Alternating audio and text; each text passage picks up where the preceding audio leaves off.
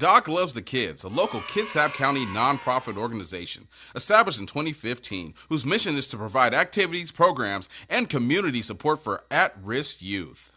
They put the U in community. Doc Loves the Kids.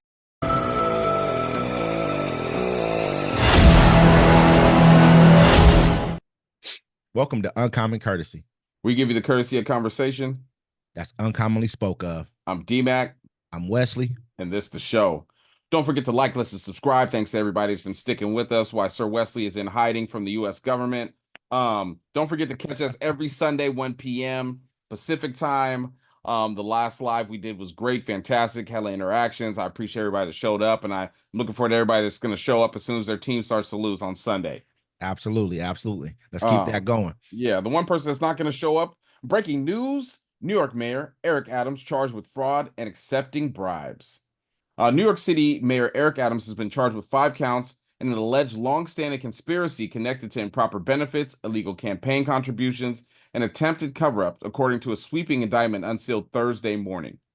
Adams, 64, faces 1 count of wire fraud, 1 count of conspiracy, 2 counts of solicitation of contribution from a foreign national, and 1 count of bribery, according to the indictment, charges that expose the mayor to significant prison time if convicted.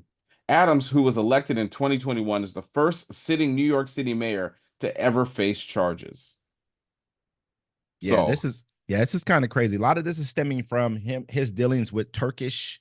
I guess they're like some people from Turkey that he's been dealing with, some Turkish officials, and they've been getting him a lot of like luxury flights, basically upgrades. It's kind of crazy because they're just talking about upgrades on flights. A lot of it is. I mean, he also had some luxury hotel rooms that added up to like $46,000. Whenever you get the feds involved, they're going to make sure they put the top dollar on it. It's like when they catch somebody with some fentanyl or something. Yeah, they're like street value $200. It could have been $2 million if they sold it. Yeah, piece by piece. I mean, nope. The dude looking at him like, man, I was gonna make like about $50,000 on his top end. You talk about $2 million. This is crazy. But I mean, the point of it is though, a lot of this is coming from he's telling people that he got like $10 million in like solicited contributions that he basically lied about. That he didn't, I don't know if it was $10 million cash. I think it was like a lot of it was just in benefits and other things that he got from him. But it stems from a Turkish officials. Whenever he would go fly, he'd go to Saudi Arabia. Wherever he would go, he would fly through Turkey. I think he went to Ghana one time, flew through Turkey, and they upgraded his flights to everything. You know what I mean? He would get all the perks that he's supposed to be letting people know that he got. Did that create influence on any of his policies? Okay. Yeah, I mean, so it's specifically, Adams received luxury travel and other benefits from a Turkish official, and later in exchange pressured the NYC Fire Department to open a Turkish consular building without a fire inspection, the indictment says. So they came back, I guess, and they may have some messages saying like, where this guy's like, hey, what you received this from us, now it's time for you to kind of step up to them. And I guess the fire department came out and said they felt like they would have been fired if they had not have done this. And people are going to say whatever is expedient for them, but they may have felt like that. They could have used the mayor, bro. He could have cut funding to them, could have had their building inspected more. Without a fire inspection. Yeah, that's crazy. And then people then it burns down, that goes on to fire. The fire and you're marshal. In New York, everything's like pretty much clustered in, but I'm not sure where this was exactly at. You know what I mean? So if he was a Supreme Court justice, they would have just ignored him. Oh, definitely. They were ignoring him. But he came out today. Did you see basically when he came out and he was like, he tried to have like a press conference with like every black person in the city behind him. And this dude got on a megaphone, was like, hey man, this ain't a black issue, bro. Your policies are not helping blac people as it is right now. He cooked them, bro. He cooked them pretty badly about this situation. And so, Eric Adams, I haven't seen a lot of great stuff from him. Honestly, he hasn't really seemed like he's been the upstanding mayor that he should have been, especially given another black person the opportunity to run, the largest city in the United States. You know what I mean? Like, Eric Adams got the job because what's his name? Who's the mayor of New York? His brother worked for CNN, and they got him out. Yeah, Cuomo, and they got him out on allegations. Andrew Cuomo. Yeah, they came out as false. You know what I'm saying? So that's why I'm saying it's like, for me, it's like that's why I'm looking at the puffy stuff. Like, roll out the evidence, show me the hard evidence, or because I'm not convicting nobody before nothing happens. But this man, he looks like he's cooked. Let me say this. It said the indictment against Eric Adams alleges that he used straw contributions to cheat New York City's matching funds program. So basically, it says it alleged that his campaign claimed these donations were legal, allowing him to collect extra public funding for his campaign, totaling more than $10 million. Because he got this money, I guess, from a Turkish businessman.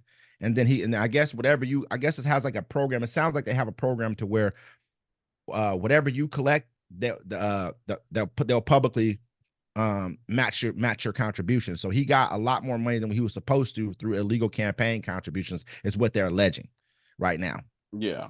And so they're saying the guy coming behind him, his name is Jamani D. Williams, and he from Brooklyn.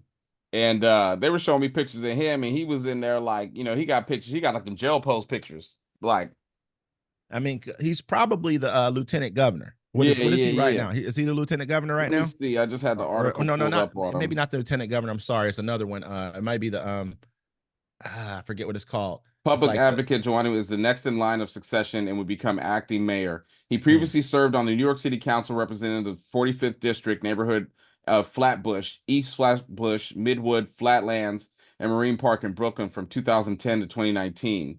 Williams is a first-generation Brooklyn native of Grandine heritage who graduated from okay.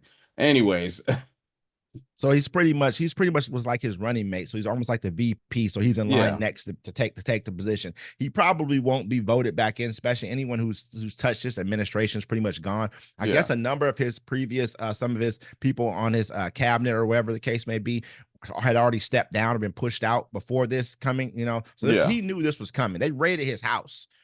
You know what I mean? Eric Adams, I can understand. He gave so much money to the immigrants coming in there and took kids out of school, stepped over the homeless people. I remember the people in Harlem. I think he spoke out against that, though. He actually spoke out against that, I believe. Yeah, after he got blowback, because he was in Harlem. And the people in Harlem were like, look, Joe, we got hella homeless people here, and you stepping over them and giving these new apartment buildings to these migrants that are coming in. But he was like, no, we ain't gonna do that in Harlem, because he got nervous, because people in Harlem, they're crazy. But you got to look at it like this. Imagine being flooded with 100,000 people on top of the people. Okay, the homeless that are already here already kind of got their setup thing that they do and where they go and how they serve it. Hey, they do. I mean, if you're homeless, not saying all, but most homeless people that live in major cities already have their little things that they do. They know where to go eat in the morning. They know where to go. They're going to sleep at. They know kind of what they're doing. A lot of homelessness is not by choice, but some of it is, man. It's by choice. I'll say that. Yeah, I met homeless people.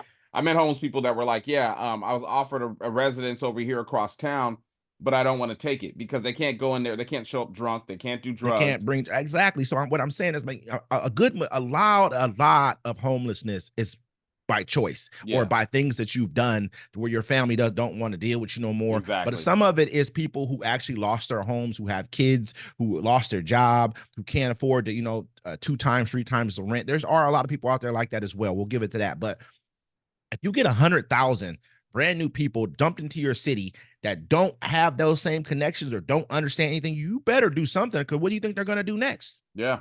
They're gonna be in your window, climbing through your windows, trying to figure it out. I mean, we all know Abbott those guys dumped these people on all what they call sanctuary cities. They bust them all up as they should have. Should they? Think about it. It's like this. Should they? They should have a federal government thing. That's bullshit. Think about this. You have the Texas and them are telling you, hey, we're having a problem. There's a lot of people think they're getting all of them. You know what I'm saying? Federal government's job, not New York City's job. Not Denver, Colorado's job. Everyone else is like, let them in. They should deserve a chance at the American dream. They're like, cool, we're going to send them to you. And now it's a problem, like Texas has been saying. But the point of it is, though, it's not my job to fix a federal problem. The border's not New York's problem. It's not his job to fix it. So what you're doing, but it's your state's job to fix it. You have people in your state who probably voted against the border deal. Go talk to your senators who voted against the border deal. If you're serious, I mean, like if you're serious about. But also, it's like this. It's like you can't point your hands at somebody else and act like you could do a better job. They're like, well, okay, we'll do a better job then. And they shipped them off to these sanctuary cities, and they're like, all right, you do it, you deal with it. And now all the sanctuary, what are they saying? They're like, look, there's too many. We're getting too many people. And Texas is like, look, we were getting them all. So you're getting 5 buses and we're getting 20 caravans.